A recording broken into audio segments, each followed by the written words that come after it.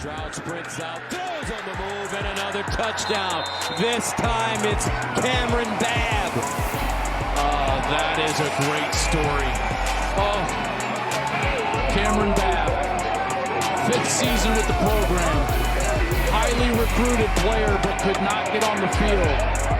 Knee injury after knee injury. And now finally gets on the field. And that was his first career touchdown.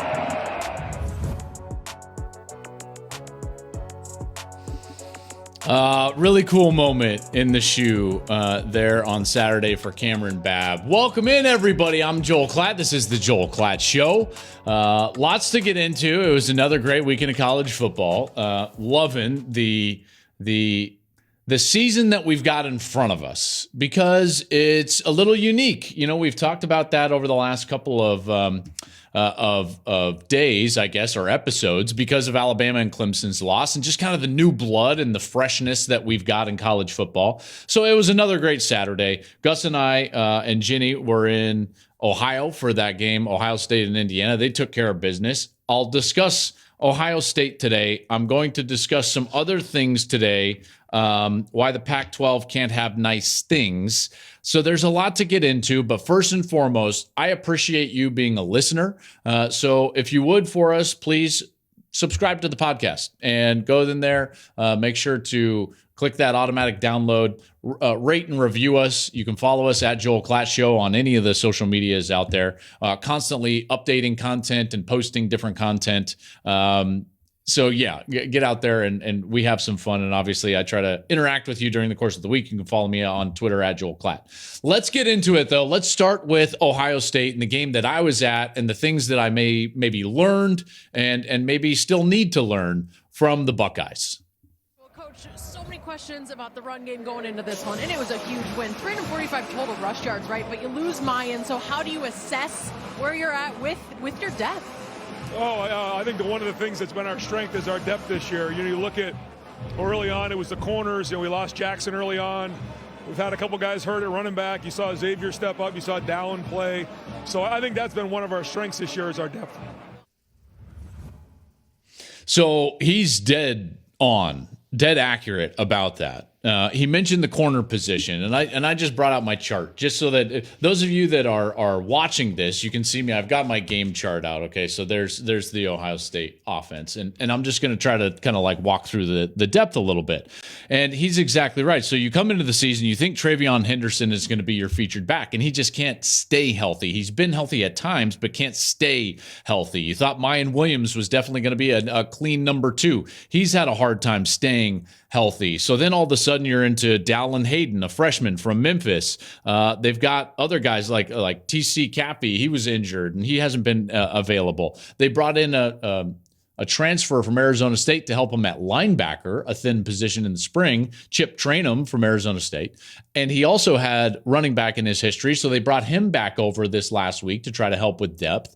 He gets nicked up in practice. Xavier Johnson, who we mentioned, is in his 5th year in the program. And, it's just been, he's had a time at running back and wide receiver and corner. It's been one after the other. And so the depth has been affected at that running back position, as he was saying. But they are deep. And I thought that they answered the bell incredibly well. So I want to go through really quickly, here's the things that I know that they've answered over the course of the last couple of weeks, and maybe even specifically Saturday, and then maybe some questions that have popped up. Okay, so let's start with that. I was wondering on this show, and there were others around the country, we were wondering about Ohio State's running game and exactly how effective they were going to be. Because while they were running the ball really effectively in the first 6 games, it had tailed off. Leading into Saturday's game, in the previous 3 for Ohio State, they were averaging 124 yards per game on the ground and about 4 yards per carry. Those sound average, good, not bad, right? Okay, what does that mean? Well, the problem is that in the first 6 games of the season, they were averaging 228 yards and 6 yards per carry. So it had fallen off drastically, and there was some cause for concern. And there was some concern within the fan base. I mean, guys like me, we were pointing it out about hey, they gotta run the ball better. And you could tell really early in that game on Saturday that there was going to be a strong emphasis to have a quality day on the ground, right? And I love that about Ryan Day and this coaching staff is that they attack problems. And they clearly saw an area of their team that needed to be addressed last week, and they attacked it. And they came out and they were fantastic running the ball. I get it. It's against Indiana, but you don't control who you're playing. All you do is you control your own effort level and you control what you emphasize, because generally speaking in life, you achieve what you emphasize. And I could tell that they emphasized the run game. On Saturday, 340 rushing yards at just under 8 yards per carry. It was a dominant day on the ground. And dominant day overall, yes, but specifically on the ground. And you could tell right away, second series of the game, boom, they come out and they started really hammering with the run game. It wasn't just that, though. And I think that you could get that on any podcast or show in America. Hey, Ohio State, they came out and they wanted to run the ball better, and they did. Yeah, I get it. Like, we all can look at the stat sheet. Let's dig deeper, though. What actually happened with Ohio State's run game? Well, the other thing that I love about Ryan Day and his coaching staff at Ohio State is that they don't just attack problems, but they address problems. And I think those are two different things. Okay, so like you can attack something with energy and emphasis, but you address them when you actually face them with clear eyes. Okay, and you evaluate what's going on, and then you try to make a plan for how to make it better. They did that. Their run game changed on Saturday. Just a little bit, but there was a change. And the results were actually significant. Small change, significant result change. So what was that change? Well, going into the game, you heard me saying things like, hey, you know, this is a team that really relies on the wide stretch zone play, okay? And that was the case. And you looked at the numbers, and going into Saturday's game, that was easily the most prevalent run concept that you saw from Ohio State was the wide stretch zone. The inside zone and any sort of like man scheme or power scheme, gap scheme, those were less prevalent. Okay. So then what happened on Saturday? It totally changed. Totally changed. Now, this is an offensive line that is really big, powerful, and I thought that on film they were better when they were moving forward rather than when they were moving side to side. And I said that on the broadcast. I mean, Paris Johnson at left tackle is 6'6", 310. Matt Jones, the left guard, the right guard is 6'4", 315. Donovan Jackson, 6'4", 300. Luke Whippler, 6'3", 300. DeJuan Jones, even though he didn't play Saturday, 6'8", 360 pounds. Josh Fryer came in and played right tackle. He's 6'6", 320. They are massive human beings. I thought on film they were better when they were moving forward rather than moving laterally. And part of the deal is like to really be effective at that stretch zone, you've got to have more athletic linemen that can get out, run, and then chop down at least one person in the defensive line to create a gap and then hit that gap. Okay, lots of technical speak to basically say they needed to get downhill more often. And they did that on Saturday. Really nice job of the coaching staff addressing that run game. And here are the numbers. They ran downhill runs. So I'm talking about inside zone, man scheme, power scheme, gap scheme, counter scheme, anything like that. They ran downhill runs 27 times and the outside stretch play only 13 times. So it totally changed. All right, they evaluated the scheme and it worked. Here are the numbers on those run plays. When they ran downhill in those 27 rushes, they ran for 240 yards at just under 9 yards per carry. They were dominant in those style of runs. And it's not that they ran the outside zone play poorly. They ran those 13 attempts for 87 yards, just over 6.5 per carry. But it was clear to me that they were better going downhill. Okay, so what does this tell you about this coaching staff and this run game moving forward? Well, let me just tell you a quick story about a conversation that I've had with Ryan Day throughout the years. He evaluates his program with clear eyes, and I think, as well as anybody in the country. And he says it's very clear to him. Anything that's going on in his program, he's going to evaluate it in 3 tiers. All right. Is it a personnel problem, the players? Is it a scheme problem? Or is it a coach problem? Okay. And he's going to evaluate each of those really well. And he does it time and time again.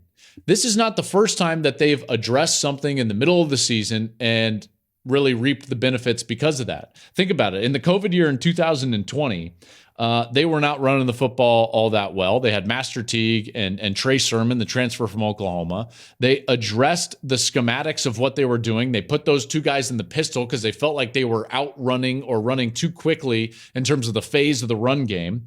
So they adjusted the formation and the style of run game that they had. And guess what? Trey Sermon all of a sudden went off in the tail end of that year. In fact, set an Ohio State single game record in the Big Ten championship game. In 2021, last year, he had a defense that was clearly falling short of expectation, made a change with the coaching staff. Remember, Kerry Combs, he was now all of a sudden not the defensive play caller, and it all changed up. And then he changed up in the offseason and brought in a totally new defensive play caller and Jim Knowles, and that's worked out. He's constantly evaluating his program, and is it the personnel, is it the scheme, or is it the coach? And it's that sense of urgency that has really helped them. And I think it helped them on Saturday, and we'll see if that continues moving forward. Again, I think that this offensive line, this run game is better when they're moving downhill and not laterally side to side. Now, having said that, they do come out of Saturday's game with a couple more questions. And I do want to address those because the health of the running back room is going to be a source of, I guess, worry for those of you that are Ohio State fans. Mayan Williams goes down just before halftime. The good news is that I've seen on social media that he's actually said, like, hey, I'm good. Ryan Day said it doesn't look like it's long-term, and he does think that TreVeyon Henderson is going to be back maybe as early as next week. So their running back room might be getting much healthier than what we saw certainly in the second half against Indiana on Saturday. My question would be, they've got 5 games left potentially. The last 4 are monsters, right? The game, a Big Ten championship game, and then potentially the playoff. So they're playing Maryland this week. I don't want to disparage Maryland, but do you think they could get by with Dallin Hayden and Xavier Johnson? Because, like, would you really, even if TreVeyon was ready to go, would you really want to play TreVeyon Henderson before the game? If his foot injury is as touch and go as it seems, and he's trying to get back, why wouldn't you maybe just suit up TreVeyon Henderson and say, like, hey, if we need him, maybe we'll go to him, but let's see if we can get Dallin Hayden and Xavier Johnson up to speed. Maybe Chip Training can come back after tweaking something last week in practice. Like, maybe we can get by and get to the game, because health in the game is going to be much more important than anything else. So that's just something to pay attention to, is the depth. That's a question moving forward. And then another question, and this is one that I think is under the radar. Marvin Harrison is an unbelievable player. You've heard me say it. He's one of the best players I've ever covered. And as far as non-quarterbacks, I think he could be the best that I've ever broadcast. Non-quarterbacks. I said that and people went wild and they think it's hyperbole. But if you actually just like watch him, it's pretty unbelievable the way that he plays, in particular for a young player. Marvin Harrison right now, though, is he's shouldering way too much of the passing game. See, in the first 7 games, Marv was about 27% of the production throwing the football. But in the last 3, that's gone way up, 49%. Okay, so like Julian Fleming and Emeka Egbuka have got to start coming around a little bit. They were really good early in the season, in particular Egbuka, but Ibuka's only had, I think, 4 catches in the last couple of games. Fleming has struggled with drops. Those guys need to start stepping up, because I can tell you this, every defensive coordinator that's going to turn on the film for Ohio State and watch number 18, they're going to be like, we need to stop him. every obvious passing situation, he's likely to be covered, I'd say 2 over 1, double covered, bracketed in some sense. He's not going to get single covered anymore. Okay, so if I know he's the best player on the field, the opposite defensive coordinator is going to know he's the best player on the field. And that's who you have to cover. If I know it, Michigan is absolutely going to know it. You think Jesse Minter isn't going to start rolling coverage to Marvin Harrison Jr. in obvious passing situations? He's 49% of the receiving production in the last 3 games. So they've got to start getting some production from Abuka and Fleming, and maybe, just maybe, they could get Jackson Smith and Jigba back in time for that last game. So that's what I know, is that they've addressed the run game and they did it really successfully. And then those are the questions that still kind of popped up for Ohio State. Running back depth and then wide receiver production. Where do they go with Marv shouldering too much of the load, at least in the last 3? Let's move on to their rival, Michigan. 3, 2, 1, and ball game. It's a final from Ann Arbor. Michigan defeats Nebraska 34-3. So a couple of things for Michigan, and listen, we are hurtling towards November 26th, right? I mean, these 2 teams, they are so good, and you have to, and I probably should have done this before talking about Ohio State. When you hear me talk about these 2 teams, the bar is really high because they have to play each other, and each of them are as good as anybody out there. You know, I think Georgia's number 1 right now, and then these 2 teams are right there, right behind them. And Ohio State and Michigan, they're both 10-0. They're both really good, really good. And so when I'm posing these questions, they are small questions about these teams because they are really good teams. Best team that Michigan, has had. Well, I mean, obviously with last year as well, but boy, this one is really good. And let me start there. What do I know about Michigan? There's a couple of things that I know about Michigan. One of them is that their defense is better than I anticipated. So in the offseason, I remember having a lot of discussions with people about Michigan. And I said to them, I was like, that was a magical team. It was a magical chemistry. And in particular, some of those defensive players, like there's a lot to replace on the defensive side of the ball. And I look up and I'm like, man, this defense in 2022 is a little bit better than last year's defense. And the numbers even bear that out. This is the number 1 scoring defense and number 1 total defense in America. This is the number 4 passing defense in America. They're really good. And I wasn't expecting that. So pleasantly surprised, this defense is way better than I anticipated. Think about what they lost, first of all. They lost their coordinator, Mike McDonald. They lost Aiden Hutchinson, first rounder. David Ajabo should have been a first rounder, wasn't, only because of that Achilles injury. Josh Ross, he led them in tackles. Daxton Hill, he was a first rounder. Brad Hawkins, he was a great leader up there in tackles. That's a lot to miss. You don't just replace all of those guys. It's hard to replace one of those guys. You lose your coordinator, and it's like, boy, we got to bring in another defensive coordinator. And so now all of a sudden you enter into the mix. You've got Jesse Minter. You've got guys like Mike Morris, Mozzie Smith, Mike Sainristil, the entire defensive line, by the way, getting the job done. And they've gotten even better. This is the number 1 defense in America, statistically. I tell you what, they get after the quarterback. I did not anticipate Michigan having a better pass rush in 2022 than they did in 2021. They don't have an individual that's better than Aiden Hutchinson or David Ajabo, but their pass rush as a whole is much more productive. Does that shock you when I say that? Yeah, it does. Why? Because I was floored when I looked at the numbers. I'm like, wait, that can't be true. I started hitting the filters. I'm like, hold on a second. 2021, Michigan, 2.5 sacks per game. 2022, Michigan, 3.1 sacks per game. So that means in 2021, last year, with Hutchinson and Ajabo, when they won the Big Ten, when they went to the playoff, they were 5th in the Big Ten in sacks. 5th in the Big Ten. This year, number 1. Best pass rush in the conference. That's a really good defense. That is a really good defense. And yet, in the back of my mind, all I can think about is like, have they been tested? That's the question that everybody asks when it comes to Michigan. Have they been tested? And obviously, you can throw out the out-of-conference opponents and whatever, right? And I'm going to get into some schedule makeup stuff during the course of the week as we start to look at like resumes and the CFP in this 4-team, subjective invitational that we have right now.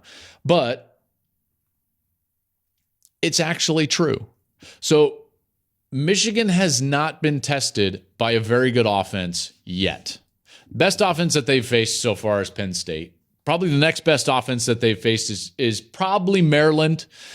And, there's not a lot of quarterbacks that they've faced that all of a sudden you look up and you're like, wow, I mean, that was a really good passing game. That was a really good quarterback.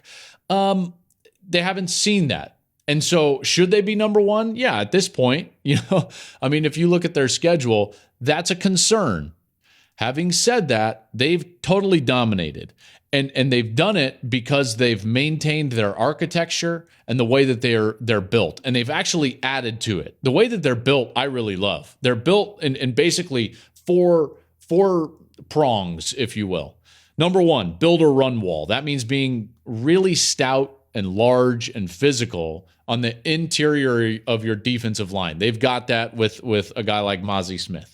You got to have hard edges that can rush the quarterback and set the edge. They've got that with a rotation of guys out there that are playing really well. You've got to have hybrid style, middle of the field players like linebackers and safeties. They have that.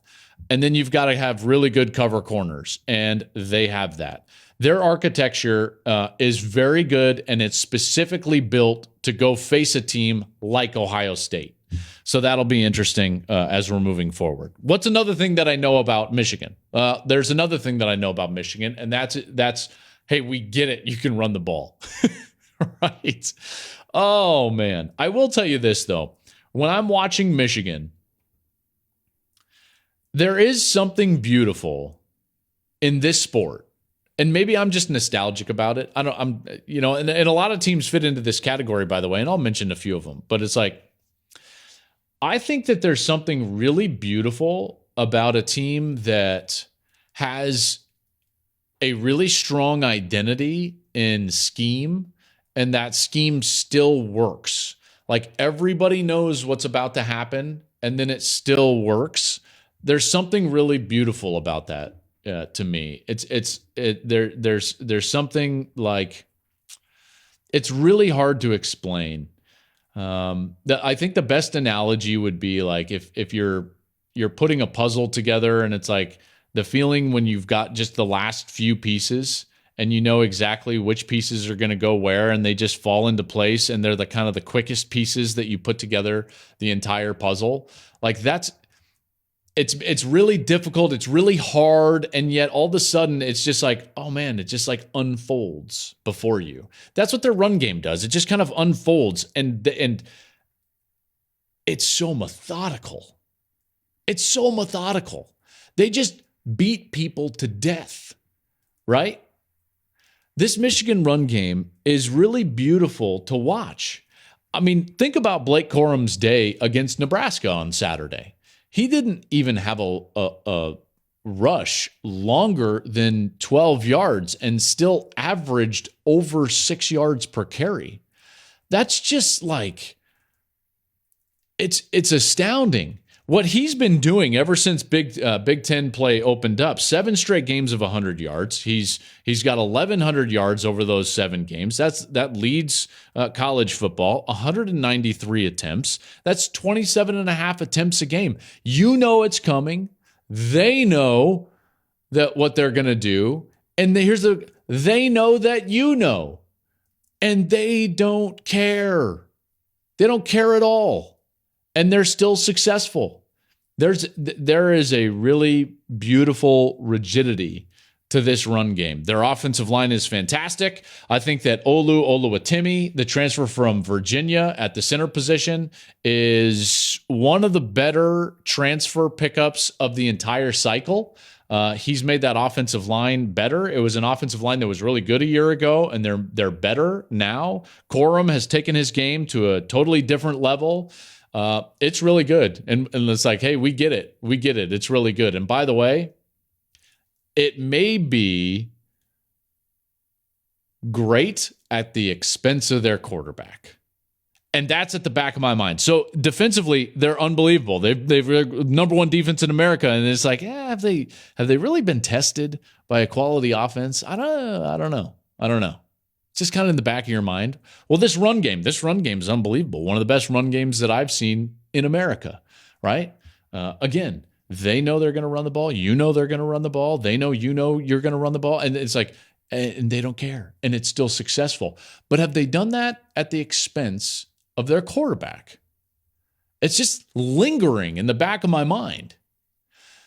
See, the whole year last year, we were talking about J.J. McCarthy getting some of those snaps in those games for Cade McNamara, and we were thinking to ourselves, like, boy, if they needed to go to a different gear, if the ceiling needed to be raised on Michigan as a team, as an offense, then they would maybe need to go with J.J. McCarthy. Right? He gives them just a little bit something else, something extra that they didn't have under Cade McNamara. A higher ceiling. But they've never tested that. I don't know if they have the higher ceiling or not. So in all these games that they've been slowly bludgeoning people to death, which has been highly impressive and in some ways beautiful, they haven't developed their passing game. So in the back of my mind, I'm like, okay, like if they get into a game where, like, you know, there's some obvious passing situations, can they do it? I don't know. Because Saturday, they had a chance to, in colder weather, in weather that they might face, like, let's say November 26th against Ohio State, they had a chance to allow their quarterback in a game that was in hand, in particular the way their number one defense in America is playing. It's like, hey, maybe you can, take a series or two and develop your passing game. Didn't do it. J.J. McCarthy threw 4 passes in the second half. So listen, I think he's a really talented player, but everything about their passing game, and even him specifically as a player, at this point is just speculation because I haven't seen it. It's just potential. I haven't seen it. And in the last 2 games, we've seen him complete under 50% of his passes. This was a guy that was early in the year completing a high percentage, almost up there near 80% of his passes. So is he getting worse, or is our defense is getting better? I'm not sure. So lingering in the back of my head is that there's this dominant, beautiful, physical run game for the Michigan Wolverines. And it may be that way right now at the expense of the development of their young quarterback. Guess who else knows that, by the way? Ohio State. So just like Michigan knows exactly what's going on with Marvin Harrison Jr. and his 49% of the receiving production in the last 3 games as the season has gone on, guess what? Ohio State knows exactly what they need to come in and try to stop when they face Michigan. So the question then remains, like, what happens when Ohio State gets Marvin Harrison taken away from them? What happens if Michigan gets Blake Corum taken away from them? Where do they go after that? So the reason I moved Ohio State back up to 2 is that they've proven some things outside of Marvin Harrison, like 340 rushing yards, where I'm like, okay, like they may have some answers. Michigan might have some answers outside of their run game. I just haven't seen them yet. And I think that's at least a little concern in the back of your head. All right, let's move on. Let's go down to Big 12 country. This was a heavyweight battle here in Austin. But tonight, the man in the purple trunks won. TCU 17, Texas 10. You know how in prize fights, I'll just take off on the prize fight analogy. Sometimes it's like how the guys enter the ring and you're like, oh, he's going to get beat. Well, all week I'm like, yeah, Texas is going to win. And then I saw Sark's suit that he wore to the game. And I was like, oh, TCU's definitely going to win. So TCU goes to 10-0. Man, Man, that's a fun program. And I got to tell you, after last week's game, when we actually did the TCU game against Texas Tech, it was so great to be down there around their fan base and around their program. You know, talking with Max, we talked with Kendre Miller. Their offensive line's really good. Love their coaching staff. Talking with Garrett Riley, by the way, is like you close your eyes and it's like, oh, is Lincoln in the room? Nope, it's Garrett Riley. And yet, like, all of that positive sentiment, and you know that I've defended TCU on this program, right? You guys know that have listened to this. And yet, even now, I'm sitting here, and after Saturday and that win over Texas, my feelings about TCU have changed just a little bit. Just a little bit.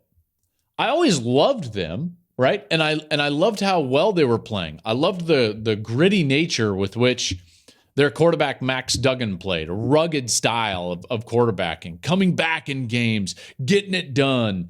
In a Big 12 that there was no great elite teams. They were out there getting it done, right? All this stuff. And my feelings have changed a little bit in a positive direction. I got to admit, there was a feeling of Cinderella around TCU for me. And there was a feeling like, this is awesome. What a great story. But I don't know if they can actually finish it. And after Saturday, that changed. Because they showed some things to me, and I think others, that should make us sit back and believe in them long term. I don't think that this is a Cinderella anymore. I think TCU is much more legit than we maybe gave them credit for. I know that I argued that they deserved to be ranked higher, right? And I've always argued for teams that deserved to be ranked higher. I've always believed that you should be able to earn your way to the college football playoff and that it should not just be a beauty contest. But let's face it, right? Like, in a beauty contest, they weren't going to win. But when you put them on the field, like, they're developing into a great team. Offensively, we know that they're a great team. I know that they didn't blow the doors off of Texas offensively, but I know that Max Duggan can take care of the football, come back in games, run, throw it down the field. He's throwing it down the field for explosive plays as well as anybody in college football. Quentin Johnston, he's one of the best receivers in the sport, okay? Down the field, he's as good a target as there is out there. Kendre Miller, he's an NFL back. He is a great player, slashing style back, hard to tackle, catches it well out of the backfield. Their offensive line is big, physical, veteran offensive line. And in the back of my mind, I was like, someone's going to beat them because the defense is just, the defense is just not that great. And then all of a sudden, Saturday happened. And the defense, they pulled something out of themselves that we just haven't seen so far this year. I don't think it's an anomaly, though, and I'll get to that in a moment. But think about what they did against Texas. Texas is a good offense, folks, and they scored 3 offensive points. TCU held them to under 200 yards.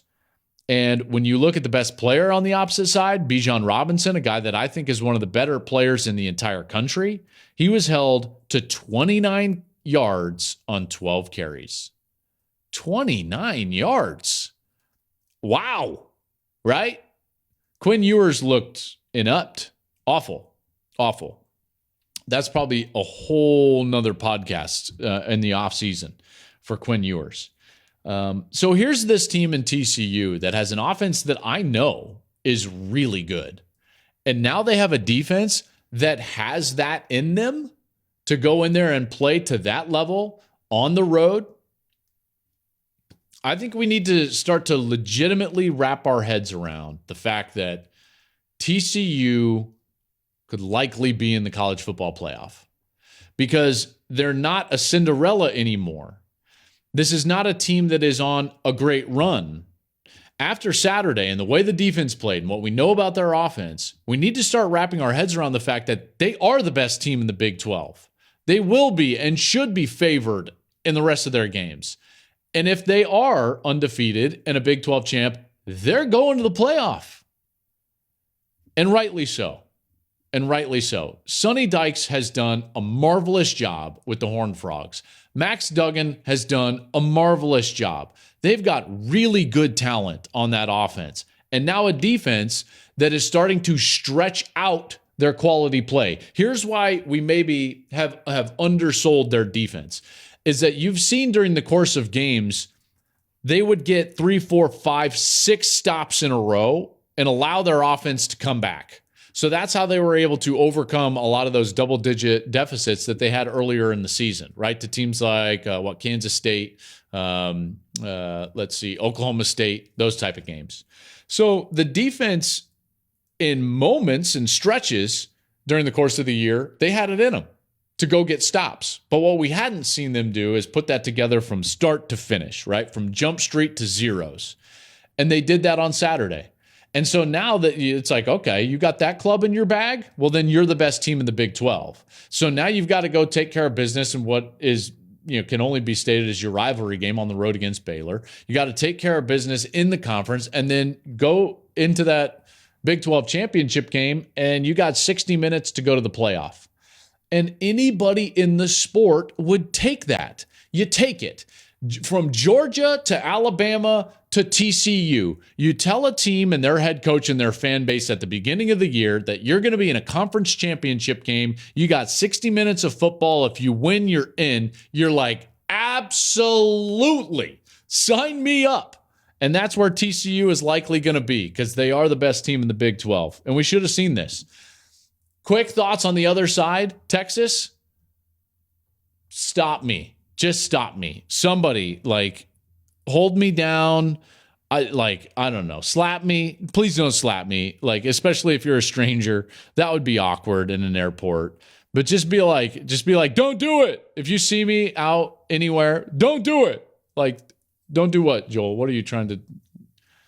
Please prevent me from getting on the Texas bandwagon until it actually happens. Okay? What are we doing? What are we doing? Year after year, I do this and I'm like, well, it's a talented roster. I believe in the coaching staff. I believe in a lot of their players. And it's like they don't protect their home field. They're now, 11-6 on their home turf in the last 3 years? Come on. So just stop me. Just be like, don't do it. Don't do what? Don't buy into Texas. I'm done. I'm done. I'm the guy, right? Listen, I can say this because I've been at this point in my life where it's like, and I am 11 years sober, but it's you wake up in college and you're like, oh, I'm never drinking again. And then that night you're like, hey, who's picking up the 30 pack of Stones? I've been there, right? I've been there. But this one, it's like, nope, I'm off. I'm swearing off the hard stuff forever. Unless you prove it, Texas, I'm sorry. I'm not going to go there. Let's move on. Pac-12. Let's go out west. 4th down and 1 for Oregon from its own 34. Will they snap it here? Yes, and Whittington slips. Washington takes over. Speaking of what are we doing? Why did Oregon go for that 4th down? I don't know, man. I don't get it. Oregon goes down. Their 23-game win streak at home is snapped by Washington. Great game by Washington. And by the way, just a great game in general. That was an awesome game to watch. I was watching it in the plane when I was flying. Oregon goes for it on 4th down, tied with their backup quarterback in. I was like, wait, what's going on? And then in my back of my mind, I'm like, okay, live by the sword, die by the sword, because they go for it on 4th down, and I get it. Okay, so it's a part of your DNA. Then Washington's trying to give the game away. So then Washington gets the ball. Run the ball. I mean, you're going to be kicking a field goal to go up, and if you do it right, Washington's going to kick that ball with well under 30 seconds left in the game. But no, they start pitching it around, and all of a sudden, Oregon has a lot more time to play with, and they come down, and then the end of the game is drunk. Oregon has a cramp. It's the greatest timing of a cramp in the history of cramps, which, yeah, that's suspect. Then there was the whole, illegal touching with the out of bounds. I mean, it was the last 2 minutes of that game was drunk. I don't know what was happening. Washington ends up winning. Oregon had played so well since that opening loss to Georgia, and they had garnered such positive sentiment from around the country. Okay, Bo Nix transfers in. Dan Lanning comes up from SEC country, and everybody was looking at Oregon. Could Oregon get into the playoff? Nope, they lose a week before they host Utah. Then in the nightcap, you go down to the Rose Bowl, UCLA facing Arizona. UCLA is a really good football team. They've got a veteran quarterback. They've got a running back that is an absolute workhorse. What do? Lose at home to Arizona. And the only conclusion is you start to rip your hair out and you start to think to yourself, the Pac-12 can't have nice things. They just cannibalize themselves all the time. So, I mean, Arizona has no business beating UCLA, in particular at UCLA. And I get it, they're college-age kids, but a couple of things are true about the Pac-12. The Pac-12 took a major step backwards in their hopes for a college football playoff team. And part of that is that they just don't have an elite program in the conference. I know that sounds bad, but they don't. And I'm talking about a program that recruits at a level and plays at a level that is so high that they're able to withstand a tough conference schedule and still be elite. You see, in the Pac-12, that's not the case. There's nobody like that yet. No, will USC get there? Who knows? Because they only got one more year left, so probably not. But the middle of that conference is too close to the top of the conference. You see, in the other conferences around the country, in particular in the SEC and in the Big Ten, and I think this could probably be said in the ACC, obviously, with Clemson and maybe even this year with TCU. But the best team in those conferences, and in many cases the best 2 or 3 teams in those conferences, are much better than the middle of the conference, okay? Because their teams are elite, like some of the best in college football. When you don't have that separation and you couple that with playing a 9-game conference schedule, you're going to cannibalize yourself. It's just going to happen. It's too hard for a team to go through a schedule of 9 conference games and come out unscathed. Okay, at least 1 loss, and in several cases, as we're seeing, 2. So the evidence bears this out, by the way. Of the conferences that play a 9-conference game schedule and a conference championship game, so you've got the Big 12, you've got the Big 10, and you got the Pac-12. Of those 3 conferences, all the years that they've done a 9-conference game regular season, do you know that there's only been 1 instance, only 1, of a team going 10-0 through a gauntlet like that? 9 conference games in the regular season and a conference championship game. That team was an elite team. It was the 2019 Ohio State Buckeyes that lost the epic game to Trevor Lawrence in the college football playoff semifinal. That was a great team. Chase Young was on that team. Justin Fields was on that team. J.K. Dobbins was on that team. That defense was amazing with Fuller out there. The corners were great. Like that was a great football team. They're the only ones that have done it. Now, in the COVID year, Bama also went undefeated through their conference play. And that team, by the way, also not only just an elite team, an historically elite team with Mac Jones and Devontae Smith and Najee Harris and those guys. So that's the level of team that it takes to get through a season undefeated of a 9-conference game regular season and a conference championship game. It just doesn't happen. It just doesn't happen. So the schedule makeup does not help. And the fact that you don't have a team at that elite level, like it's just going to happen. You get an injury here or there, you get the wrong day, you get the wrong bounce, and you get beat. And so that's what's happened now. And now the playoff chances for the Pac-12 are on life support. Why are they on life support? Because it's down to one. There's only one team that can possibly be included in the college football playoff, and that's USC. So then you start looking at USC's chances, and I got to tell you, I don't know. USC's defense needs to improve, and it needs to improve drastically if they want to even win this week against UCLA. They still have Notre Dame, and that's a Notre Dame team that's getting much better, in particular running the football, and that's exactly where USC is weak. So, and then they would have to go in and win a Pac-12 championship game. Uphill battle for the Pac-12. Uphill battle. USC is a really good team with a really good offense, but that defense is a bit of a struggle. The last thing is, this conference was this close to having a showcase week like they haven't had in years. I can't remember a time in which the Pac-12 had two matchups on the same weekend that featured top 12 teams and maybe top 11, top 10 teams caliber. Can you remember? Like a showcase. We were about to have it. USC, UCLA this weekend. Utah at Oregon this weekend. Up in smoke. Oregon goes down at home. UCLA goes down at home. Man, can't have nice things. I tell you what. By the way, USC and UCLA, it is a little bit of news because it won't be on.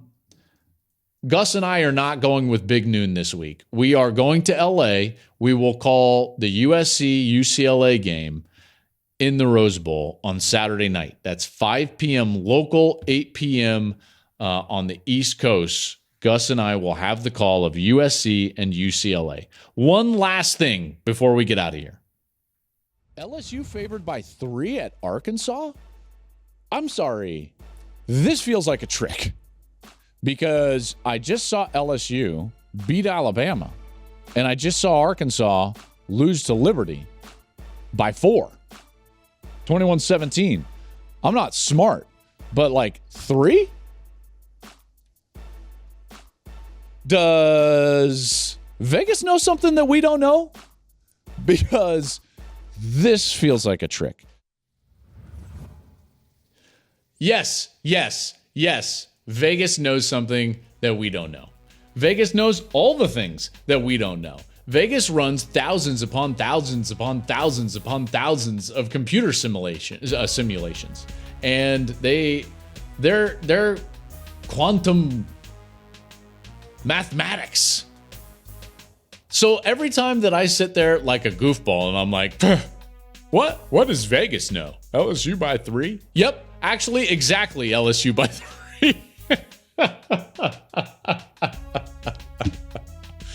Oh my goodness. And now I feel, I don't even know what commercial it's for, but you know that commercial where it's like, oh, don't be like your parents, and it's the guy that's trying to train everyone not to be like your parents. Now I'm feeling like that person because I'm going to be like, my dad would be like, well, son, they don't build those buildings for nothing. Thanks, Dad. I appreciate it. It wasn't even, do you like this sweater? LSU at 3 was like your wife being like, oh, isn't she pretty? The answer is no. The answer is no. That's going to do it for the Joel Klatt Show today. Come back on Wednesday. We'll have full reaction to the college football playoff rankings. I've also working on something, all of us here at the show, and we've got a great staff here at the show. We're working on something that's going to be really cool. We're going to give you a snapshot of what it would mean in the last couple of weeks of the season if we had a 12-team expanded playoff. How many teams would be relevant right now, how many more games would be relevant right now, and how much better would it be as a college football fan. We'll have that on Wednesday. I'm really excited for that because I think that's going to be a snapshot that's going to open everybody's eyes, obviously really wide. That's coming up on Wednesday. Thursday, obviously, we'll have game previews. That's coming up as well. Remember, subscribe to the show, download the show, share it with a friend, because college football is always better when you share it with a friend. It's becoming kind of like my, someone was asking me, like, do you say something every show? What's your catchphrase? And I told him that, and I was like, that's kind of lame. But it's still true. So share it with a friend because that's cool. And then hit me up on social media. I'm Joel Klatt, at Joel Klatt on Twitter, at Joel_Klatt on Instagram. Follow us at Joel Klatt Show on social media. I'll be back on Wednesday. Enjoy your week.